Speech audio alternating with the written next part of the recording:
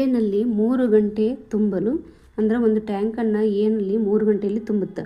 ಅದೇ ಟ್ಯಾಂಕನ್ನು ಬಿನಲ್ಲಿ ಏನು ಮಾಡುತ್ತೆ ಅಂದರೆ ಬಿ ನಳ 4 ಗಂಟೆಯಲ್ಲಿ ಅದನ್ನು ಖಾಲಿ ಮಾಡುತ್ತೆ.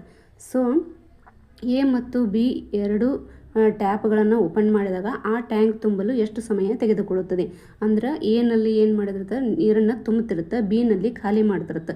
ಸೊ ತುಂಬುವುದಕ್ಕೆ ಪ್ಲಸ್ ಮಾಡ್ಕೋಬೇಕಾಗುತ್ತೆ, ಪ್ಲಸ್ ಅಂತ ಕನ್ಸಿಡರ್ ಮಾಡಬೇಕು. ಸೊ ಖಾಲಿ ಮಾಡೋದಕ್ಕೆ ಮೈನಸ್ ಅಂತ ಕನ್ಸಿಡರ್ ಮಾಡಬೇಕಾಗುತ್ತೆ.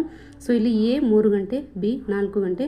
3 ಮತ್ತು 4ರ LCM ತೆಗೆದಾಗ 12 ಬರುತ್ತೆ. ನೆಕ್ಸ್ಟ್ 12/3 12/4 ಮಾಡಿದಾಗ 3 4 ಆಯಿತು, ಇದು 4 3 ಆಯಿತು.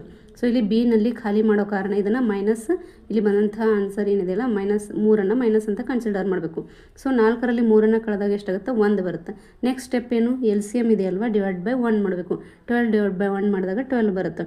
ಸೊ ಎನಲ್ಲಿ 3 ಗಂಟೆ ತುಂಬಲಿಕ್ಕೆ ಸಮಯ ತಗೊಂಡು ಬಿನಲ್ಲಿ 4 ಗಂಟೆ ಖಾಲಿ ಮಾಡಲು ಸಮಯ ತೆಗೆದುಕೊಂಡಾಗ ಎ ಮತ್ತು ಬಿನಲ್ಲಿ ಎರಡನ್ನು ಓಪನ್ ಮಾಡಿದಾಗ ಟ್ಯಾಂಕ್ ತುಂಬಲು 12 ಗಂಟೆ ಸಮಯವನ್ನು ತೆಗೆದುಕೊಳ್ಳುತ್ತದೆ.